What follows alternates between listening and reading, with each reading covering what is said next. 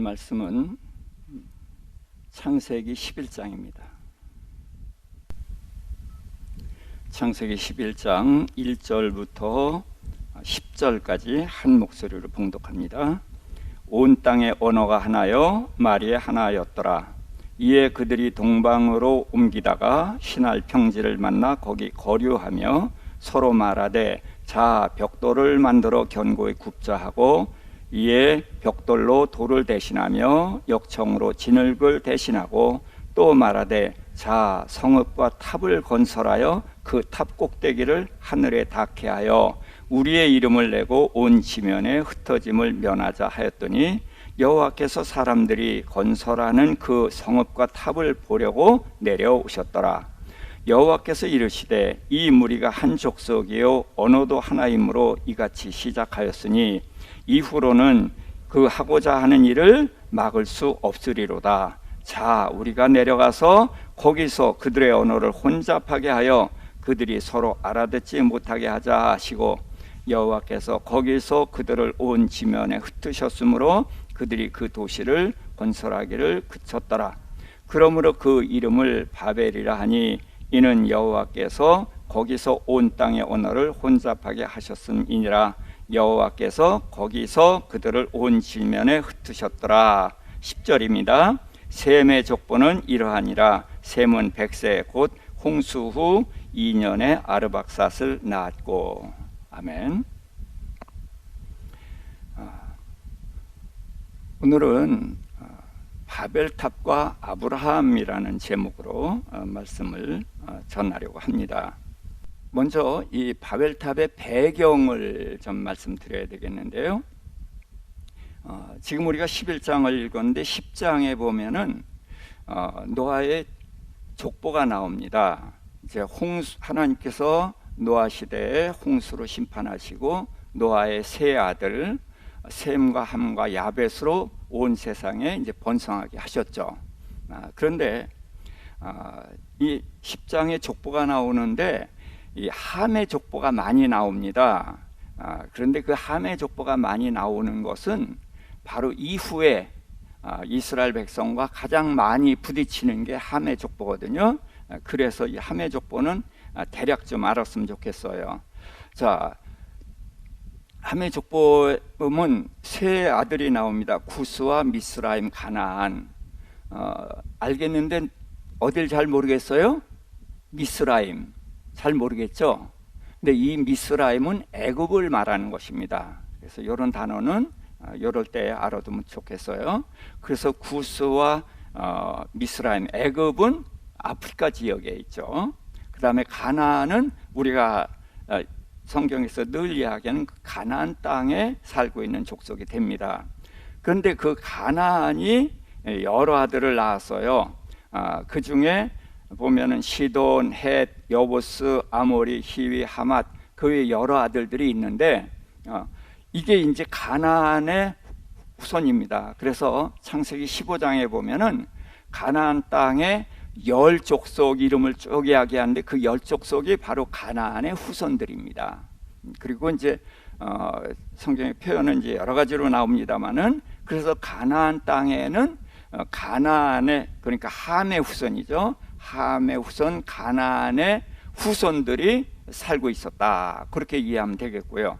자, 구스는 이제 아프리카 사람인데 그 구스에게서 니므롯이라는 사람이 나왔어요. 그래서 함의 족보에서 이제 개인적으로 나오는 니므롯이 있는데 그의 나라는 신할 땅과 바벨, 신할 땅의 바벨 이렇게 해서 이제 그 지역을 설명을 하고 있는데 나라가 있다는 것은 그가 직분이 뭐라는 거예요? 예, 왕이 됐다는 거예요. 그러니까 성경에 최초로 왕으로 등장한 사람이 니므롯입니다. 그리고 그의 나라가 신할 땅이라는 곳이었고 거기에 이제 바벨이라는 이름도 나왔습니다. 그러니까 이게 바벨탑과 연결이 돼 있구나 이렇게 이해를 할 수가 있겠죠. 자, 그 다음에 바벨탑을 이제 건설하는 이야기입니다. 자, 그들이 한 족속이기 때문에 언어가 하나였겠죠. 그러다가 이제 그들이 동방에 신할 평지로 와서 거기에서 이제 성읍과 탑을 건설하겠다 그랬어요. 자, 신할 그러면은 누구의 땅이에요? 니므롯의 땅이에요. 그렇죠? 네. 니므롯이 그의 나라는 가나안 땅, 신할 땅의 바벨 그랬잖아요. 그렇죠? 그러니까 여기 신할 평지에, 그러니까 니므롯의 나라에서 바벨탑을 건설했구나. 이제 그것을 알게 되는 거예요. 자, 건설하는데 성읍과 탑을 건설했는데, 자, 성읍을 건설하면서 그들이 흩어지지 말자 그러는 거예요. 자, 흩어지지 말자는 것은 하나 되자는 거죠. 자, 그럼 하나 되는 것이 좋습니까? 나쁩니까? 좋은 거예요. 그런데 하나님은 이 하나 된 것을 흩으셨단 말이죠. 그러니까 하나님은 어떤 하나님이냐? 질투하는 하나님이에요. 그렇죠? 그러니까 쉽게 보면은 잘 되는 거를 못 보셔서 흩으셨다. 그들이 하나 되는 거를 흩으셨다라고 볼 수 있는데, 하나님을 질투하시는 하나님이라고 하는데 중국어 성경은 질투라는 표현을 안 써요. 왜? 질투는 좋은 거예요? 나쁜 거예요? 예, 나쁜 거예요. 그렇기 때문에 중국어는 질투라는 단어를 안 쓰고 죄를 미워하는 공의로운 분이라는 뜻으로 단어를 바꿨어요. 근데 성경은 분명히 질투라고 그랬거든요. 자, 질투는 어떤 사람을 대상으로 질투합니까? 사랑하는 사람 때문에 질투하는 거예요. 그렇죠? 그러니까 남편이 다른 여자랑, 이쁜 여자랑 팔짱을 끼고 가도 질투하면 안 되죠. 질투는 나쁜 거니까. 그러니까 우리가 이렇게 개념을 확실히 알아야 돼요. 형제끼리 서로 질투하는 것은 좋지 않지만, 그러나 남편과 아내는 유일한 대상이란 말이죠. 그래서 유일한 대상은 질투 안 하면은 그건 병든 거예요. 그렇죠? 남편이 다른 여자랑 팔짱 끼고 가는데 웃었다? 그럼 뭐예요? 이미 부부가 아닌 거예요. 그래서 사랑하기 때문에 질투하는 겁니다. 하나님도 많은 족속이 있는데 누구만 사랑하셨어요? 이스라엘만 사랑하셨단 말이죠. 그러니까 하나님은 질투하시는 거예요. 왜? 하나님은 유일하게 이스라엘만 사랑하시고 이스라엘 위에서 일을 하시니까 이스라엘도 누구만 사랑해야 돼요?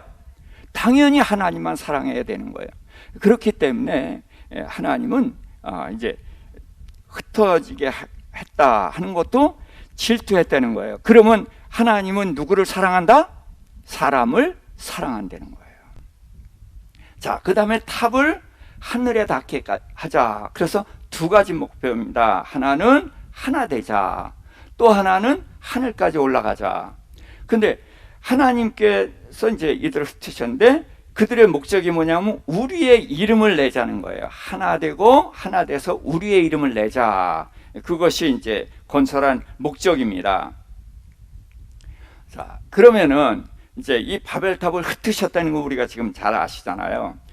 하나님이 흩으셨는데 그 내용을 이제 좀 살펴보면은 하나님이 보시려고 내려오셨다.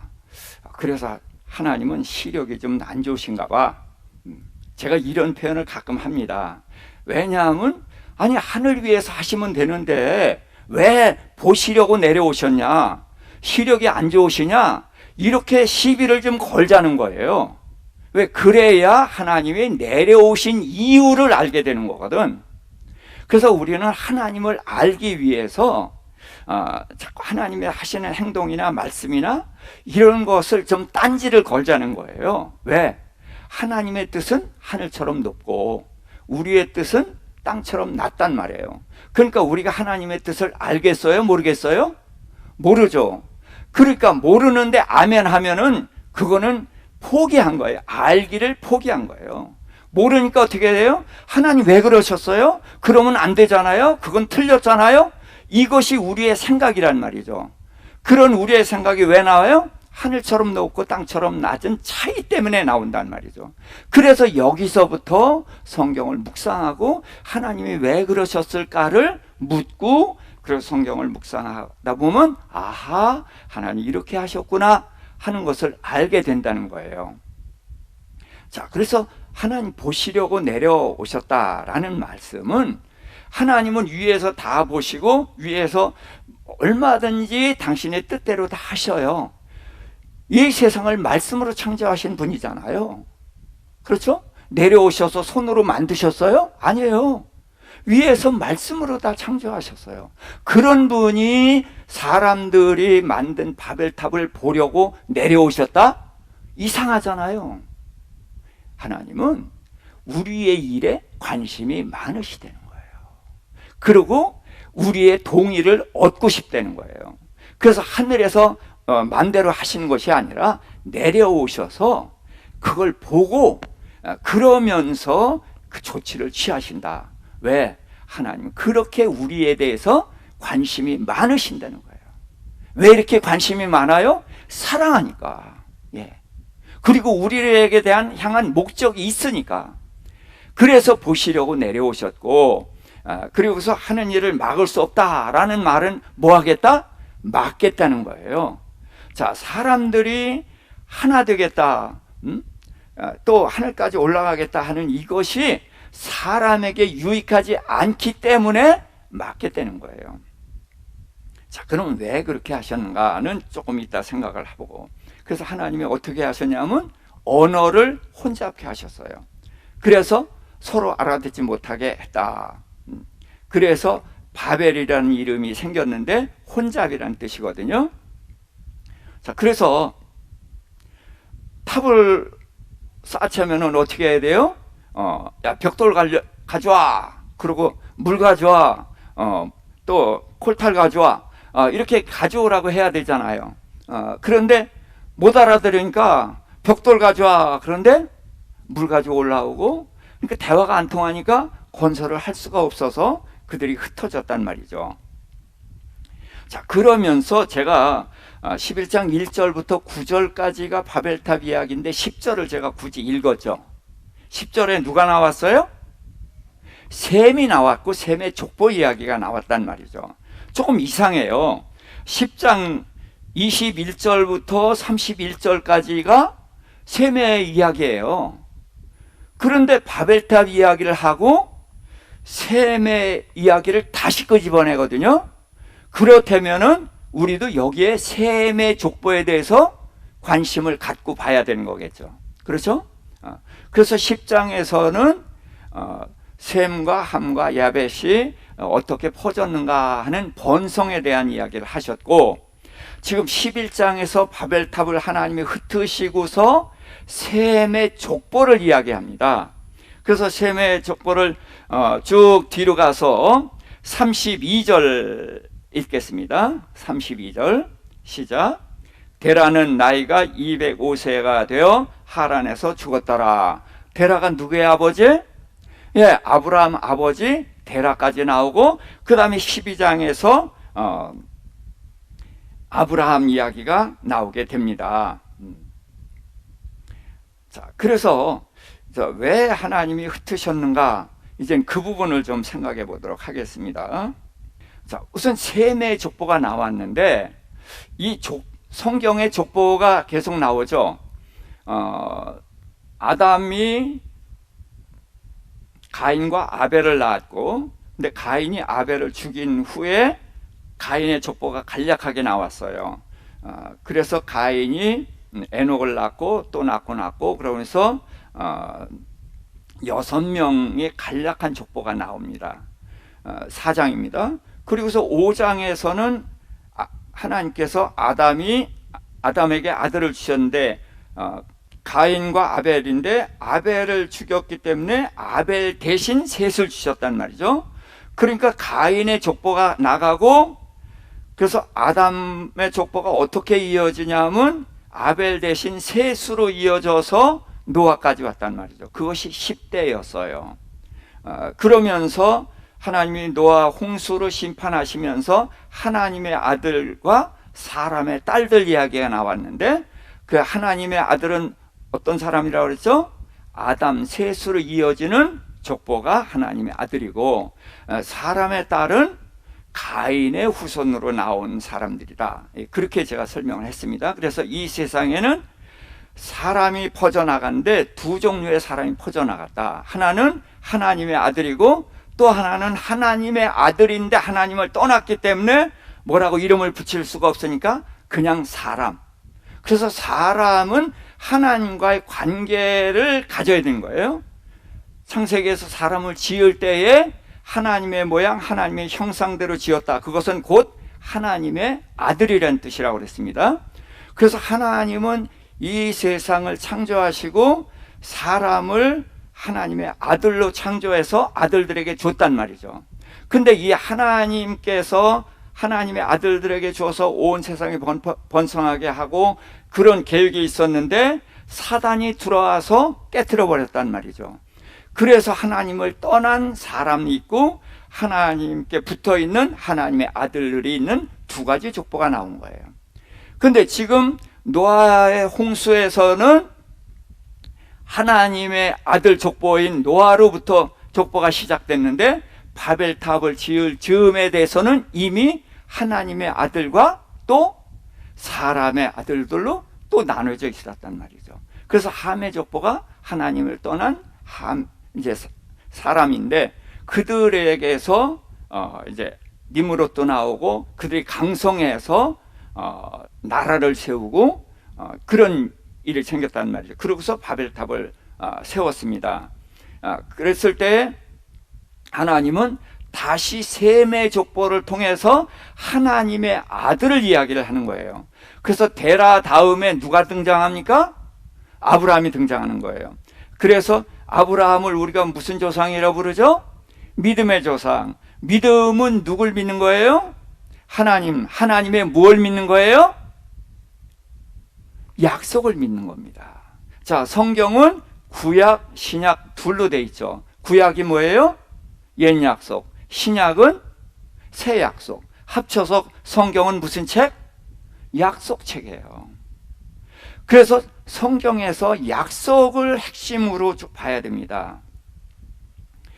그래서 아브라함은 하나님의 언약, 내 후손이 번성하여 이 가나안 땅을 차지하리라는 언약을 믿었기 때문에 이제 믿음의 조상이 된 건데, 그래서 이들을 통해서 이제 하나님의 나라를 세우려고 하신 것이다. 자, 그 다음에 이제 언어를 혼잡케 하셨는데, 이 혼잡케 한 언어가 언제 통일이 되냐면 오순절에 성령이 임하니까 그 120문도가 기도하다가 성령을 받고 그들이 뛰쳐나가서 14개국 이상의 언어로 복음을 전하였어요. 그래서 언어가 하나가 되지는 않았지만 성령이 오시니까 각 사람들에게 필요한 언어대로 말씀을 전했으니까 그들은 자기네들이 하늘나라의 음성을 모두가 들을 수 있었죠. 그렇죠? 그러니까 하늘나라의 음성은 모두에게 들려지는 거예요. 그래서 막았던 혼잡케 했던 것을 오순절을 통해서 다시 회복을 시켰다.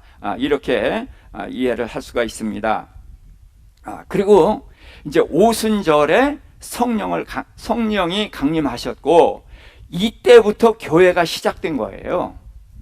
예수님이 제자들을 양육하고 그랬어도 사실은 그들은 예수님이 누군지를 정확하게 몰랐어요. 죽으셨다가 부활했을 때에도 그분이 누구신지를 아직도 모르는 거예요. 그래서 예수님이 이렇게 말씀하셨습니다. 내가 가면 그가 오고 내가 가지 않으면 그가 오지 아니하리니. 누구? 예, 성령이에요. 그럼 내가 가는 것이 너에게 유익이다 그랬어요. 그래서 예수님이 부활하시고 40일째에 승천해서 가셨고 오순절에 성령이 오시는 것이 예수님이 계신 것보다 더 유익이란 말이죠. 이건 말이 안 돼요. 예수님이 유익하겠어요? 성령이 유익하겠어요? 당연히 예수님이 유익해요. 그런데 예수님은 내가 가는 것이 너에게 유익이다. 무슨 얘기냐? 내가 가면은 성령이 오고 성령이 오실 때에 비로소 예수님이 그동안 하신 일이 성령을 통해서 확인되고 그것이 알려지고 그래서 그것이 시작된다는 거예요. 그래서 오순절에 교회가 시작이 된 것이고, 이 교회는 바로 하나님의 나라인 것입니다. 그렇다면 무슨 얘기냐? 바벨탑은 우리의 이름을 내자, 사람이 이름을 내자 그랬어요. 그러니까 사람이니까 누가 빠졌어요? 하나님이 빠졌어요.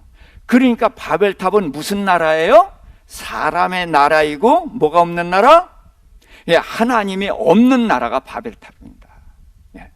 하나님이 없는 나라는 사람에게 유익이 없어요. 그래서 하나님이 그들을 흩으시고 하나님의 나라를 세우기 위해서 아브라함을 부르신 것입니다. 자, 여기 이해가 되시겠습니까?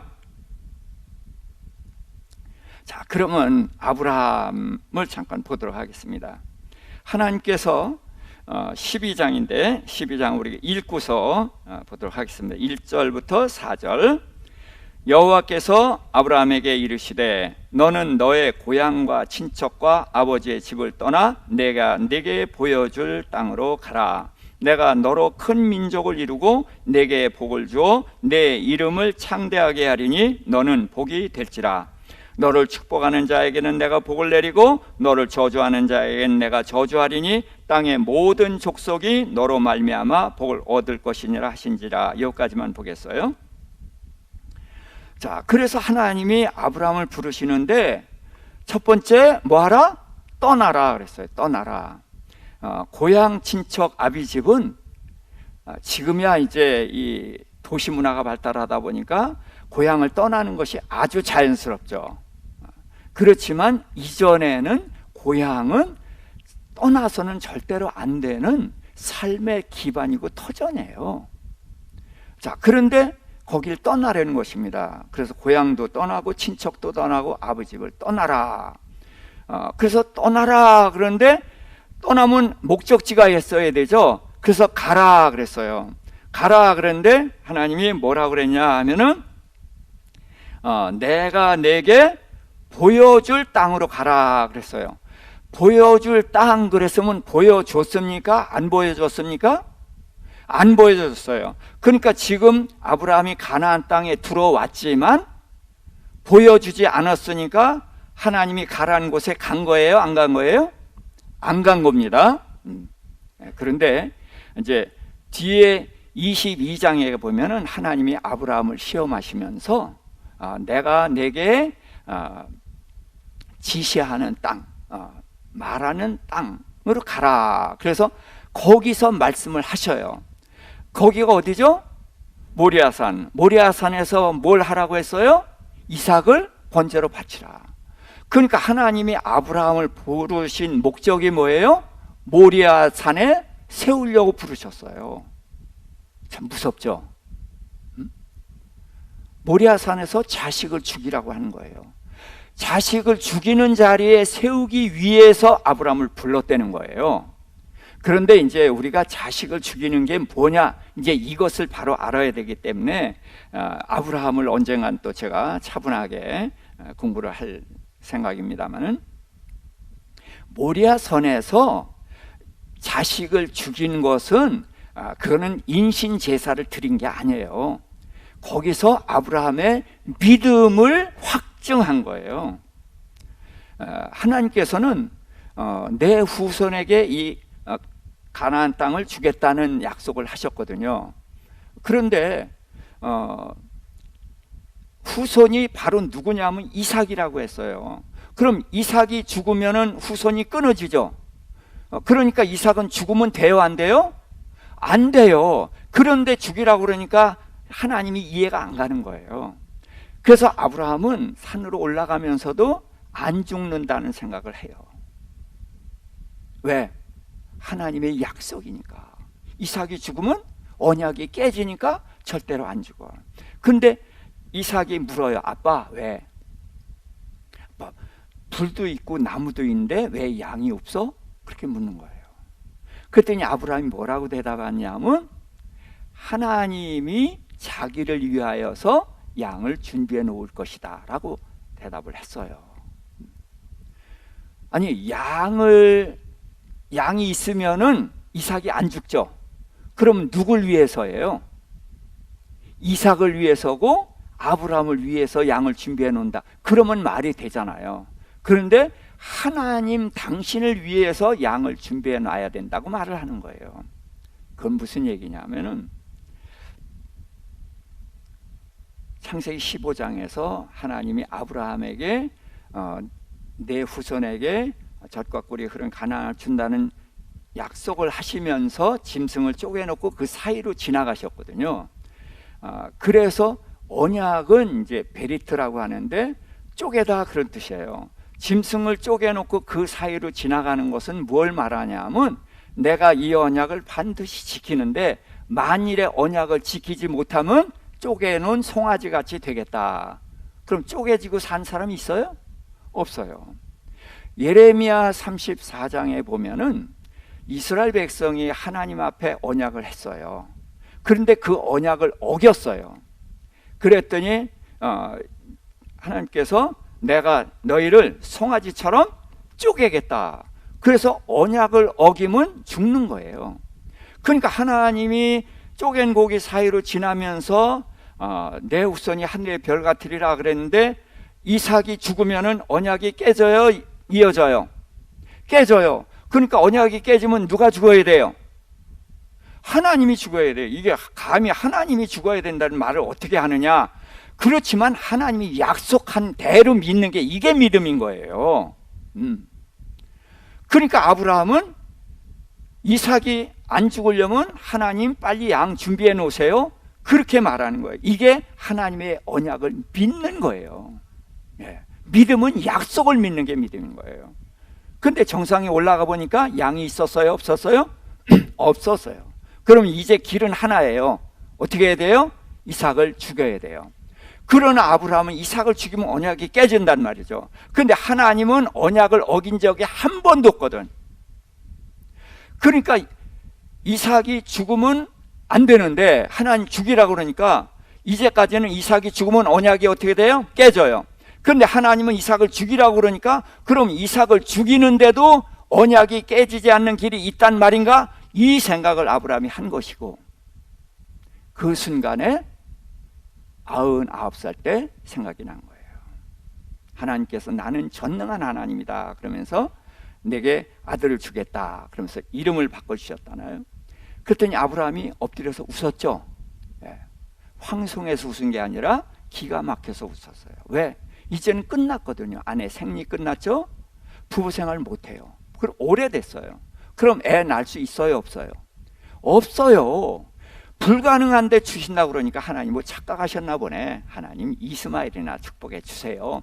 그랬어요. 그래서 웃었어요. 그랬더니 하나님이 아니라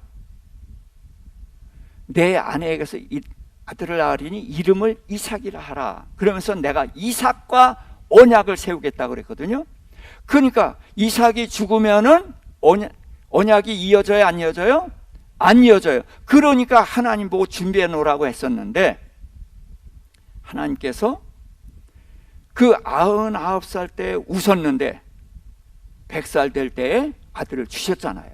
그러니까 거기서 하나님은 전능하신 하나님이구나라는 것을 알았단 말이에요. 그러니까 그 경험을 통해서 지금 이삭을 죽여서 태워서 죄가 된다 할지라도 이 전능하신 하나님이 어떻게 하실 것이다? 다시 살리실 것이다. 그것을 믿었단 말이죠.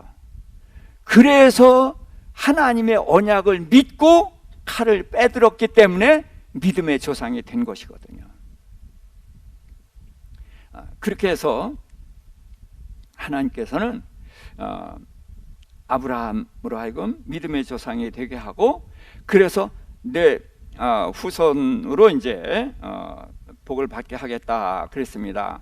자, 그런데 하나님께서는 이들을 흩으시고 이제 아브라함을 부르셨는데 그 다음에 이제 언약을 하셨어요. 내게 이제 복으로 약속을 하셨는데 핵심되는 두 가지만 말씀을 드리겠어요.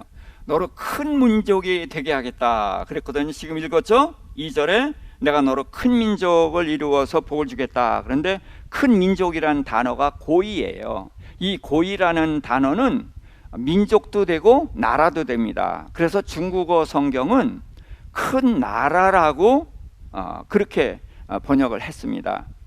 그래서 저도 이런 나라로 번역을 하는 것이 더 옳다고 생각하는데, 나라의 3요소가 뭐죠? 주권, 백성, 영토예요. 예. 그래서 주권은 누굽니까?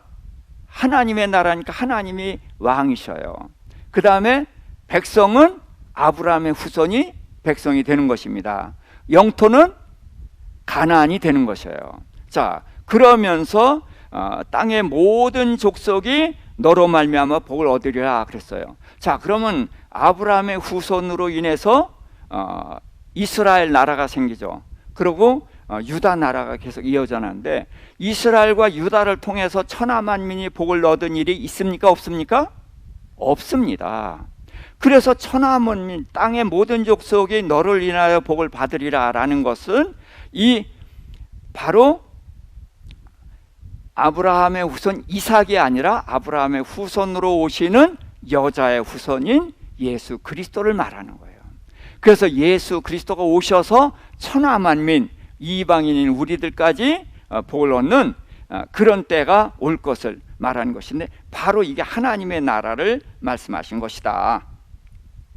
자, 그래서 바벨과 바벨론. 자, 바벨은 이제 혼잡이란 뜻이고, 뒤에 바벨론은 신의 문이라고 그러는데, 이 바벨은 하나님이 없는 나라라고 그랬죠. 예, 하나님이 없는 나라를 흩으시고 아브라함을 부르셔서 하나님의 나라를 세우시는 것이 이게 지금 이야기예요. 그래서 제가 바벨과 아브라함이라고 한 것입니다. 바벨은 어떤 나라? 하나님이 없는 나라. 아브라함을 부르신 것은 하나님의 나라를 세우시려는 거고, 그래서 성경 전체 이야기가 바로 이 이야기입니다. 하나님이 없는 나라를 흩으시고 하나님의 나라를 세우시는 것이 성경 전체 이야기다. 그렇게 꼭 이해하시길 바랍니다. 그래서 아브라함을 부르셔서 하나님의 나라를 세우셨는데, 이 하나님의 나라가 언제 이루어지죠? 하나님의 나라가 여호수아 시대에 이루어집니다. 가나안 땅을 주신다고 그랬는데, 이스라엘 후손들이 가나안 땅에 들어가서 그 땅을 차지해서 여호수아 시대가 되고, 그 다음에 사사 시대를 거치고 왕정 시대를 거칩니다. 그러다가 유다가 멸망을 하죠. 누구한테 멸망해요? 바벨론에게 멸망을 합니다. 그리고 유다가 회복이 되는데, 바벨론 포로 70년 후에 돌아오는데, 어디에서 돌아오느냐? 바벨론에서 돌아오는 게 아니에요. 바벨론이 멸망을 합니다. 멸망을 누가 멸망시켰어요? 보스왕 고레스가 멸망시켰거든. 그래서 바벨론이 멸망하니까 유다가 회복이 되는 거예요. 그러니까 바벨론과 하나님의 나라는 적대적인 거예요. 그래서 바벨 하나님이 없는 나라를 흩으셨죠. 그리고 하나님의 나라를 세우셔서 여호수아 시대, 사사 시대, 왕정 시대, 유다 시대로 왔는데, 이 유다가 하나님과의 관계를 잘못하고 있으니까 바벨론이 먹어버린 거예요. 근데 이 바벨론이 멸망하니까 하나님이 하나님의 나라를 다시 회복시키신 거예요. 자, 이해가 되십니까? 자, 그렇게 하고서 그 다음에 오순절날 이제 성령이 강림하시는데, 사도행전에 이제 성령이 강림하셔서 교회 시대가 시작됩니다. 그래서 하루에 3,000명이 전도를 받았어요. 그 다음에 또 5,000명. 그래서 여기서부터가 하나님의 나라의 시작이거든요. 그래서 교회는 바로 하나님의 나라입니다. 자, 이제까지는 하나님이 왕이셨어요. 근데 신약에 들어와서는 그리스도가 왕이 되시는 것입니다. 구약 시대에는 다윗이 왕이 됐죠. 그렇지만 다윗은 누구의 나라를 다스리는 거예요? 하나님의 나라를 다스리는 거예요. 그런 것처럼 예수 그리스도가 왕이 돼서 어떤 나라를 다스려요? 하나님의 나라를 다스리는 거고, 이제 그런 것입니다. 그런데 이게 바벨론이 끝난 게 아니에요. 계시록에 보면 교회 이야기가 쭉, 교회의 미래 이야기, 하늘나라가 완성되기까지의 교회의 미래 이야기가 계시록인데 바벨론이 계속 등장을 합니다. 그런데 18장에 가서 음녀 바벨론이 멸망을 하거든요. 그러면서 짐승도 멸망하고 급격히 그 세상 정리가 되고서 이제 천국이 완성되는 이야기가 끝이거든요. 그래서 말씀을 정리하게 되면은 성경은 하나님의 없는 나라와 하나님의 나라의 대결 이야기예요. 바로 가인이 하나님의 아들 아벨을 죽이고 하나님의 없는 나라를 시작한 거예요. 그런데 하나님께서는 아벨 대신 셋을 주셔서 하나님의 백성들을 키워내셨고, 또 노아 홍수로 심판하신 것은 왜 심판했어요? 하나님의 나라가 끊어져 버렸거든요. 그래서 노아로 인해서 다시 시작을 했지만 또 함의 후손 니므롯이 나라를 세우고 하나님이 없는 나라, 그래서 그들이 하나 되고 하늘까지 올라가겠다 그랬어요. 지금도 지금 우리가 이제 코로나 바이러스 때문에 이 어려움을 겪는데, 자, 바이러스는 눈에 보이지도 않고 정말로 미세한 거죠. 그런데 이 바이러스를 점령하는 그 약을 짓는데 그게 저지지가 않아요. 하나님께서 경고하시는 거예요. 하나님께로 돌아와라. 경고하시는 것입니다. 구약 성경에 보면 이스라엘을 향해서 하나님이 많이 진노하시고 그들을 고난에 빠뜨려요. 그런데 고난에 빠뜨리는 것은 벌을 주는 것이 아니라 돌아오라는 하나님의 간곡한 부르짖음인 거예요. 돌아오라, 돌아오라. 지금 이 땅이 얼마나 타락해 있습니까? 우리 교회에도 빛을 발하지 못하고 있는 상황이 있어요. 그러니까 하나님께서 깨어라 라고 해서 이런 질병을 보내주시는데, 사람은 어떻게 해요? 이 질병만 치료하려고 하죠. 그런데 이것을 통해서 하나님은 뭘 말씀하시느냐? 돌아오라는 거예요. 앞으로 또 무슨 질병이 올지 모르지만 계속 우리가 모르는 질병이 계속 생겨납니다. 자, 돼지 콜레라, 조류 독감 계속 생기죠? 이게 이전에 없었어요. 근데 왜 계속 생깁니까? 우리를 깨우치는 거예요. 정신 차려라. 하나님께로 돌아오라. 그런 부르심인데 사람은 어떻게 합니까? 질병만 치료하려고 하고 돌아오려고 하지 않는 거예요. 이게 바로 하늘나라까지 탑을 쌓아서 올라가겠다고 하는 것입니다. 이게 바로 하나님의 없는 나라의 모습인 거예요. 그래서 하나님께서는 이들을 흩으시고 하나님의 나라를 세우셨고, 그런데 여전히 이 세상은 하나님의 나라를 핍박합니다. 이게 바로 세상 나라인 거예요. 그래서 우리는 깨어 있어야 됩니다. 정신 차려야 됩니다. 그래서 주님 품으로 돌아와야 되고, 그렇게 해서 우리는 이 세상에 하나님이 없는 나라의 공격, 사탄의 공격을 알아야 돼요. 그리고 그들을 막아야 되면 물론이지만 그들에게 빛을 비춰야 됩니다. 그래서 저들로 하여금 자신이 잘못됐다는 것을 알고 돌아오게 해야 돼요. 너희 잘못돼서 죄인이야, 돌아와! 회개해! 이것이 그들을 위한 길이란 말이에요. 그래서 그들이 돌아와서 하나님을 의지하면 벗어날 수 있다는 거예요. 우리는 이제는 빛을 발하고 그 어둠을 향해서 외쳐야 돼요. 그래서 하나님의 나라를 위해서 우리는 정신 차리고, 세상 나라는 계속해서 공격을 해옵니다. 방어하는 것이 뭡니까? 우리가 더욱더 주를 의지하고 주님 안으로 들어가고 성령 충만하고 말씀으로 반듯하게 설 때에 우리가 강해지는 것입니다. 그럴 때에 사단은 우리를 넘보지 못하는 것이고, 우리가 연약할 때, 유다가 연약할 때 바벨론에게 멸망한 것처럼 우리가 말씀대로 살지 않아하고 기도하지 않냐고 깨어있지 못하게 되면은 저들에게 조롱거리가 되고 맛을 잃은 소금이 돼서 밟히게 되는 것입니다. 그래서 이 바벨탑을 흩으시고 하나님께서 셈의 족보를 통해서 아브라함을 부르신 것은 바로 하나님의 나라를 세우시겠다. 그래서 유다라는 나라를 세웠고 그것은 모형입니다. 그래서 다윗의 족보에 예수님이 오신 것은 바로 참된 하나님의 나라를 말하는 것이고, 그래서 지금 하나님의 나라가 이루어져 있습니다. 그리고 예수 그리스도가 우리의 왕이십니다. 그래서 우리의 왕이신 예수 그리스도를 말씀을 순종하고 충성을 다할 때 이 나라는 강한 나라가 될 것이고 세상을 이기는 나라가 될 것이고 세상을 하나님께로 돌아오게 하는 그런 나라가 될 것입니다. 기도하십시다. 하나님 아버지,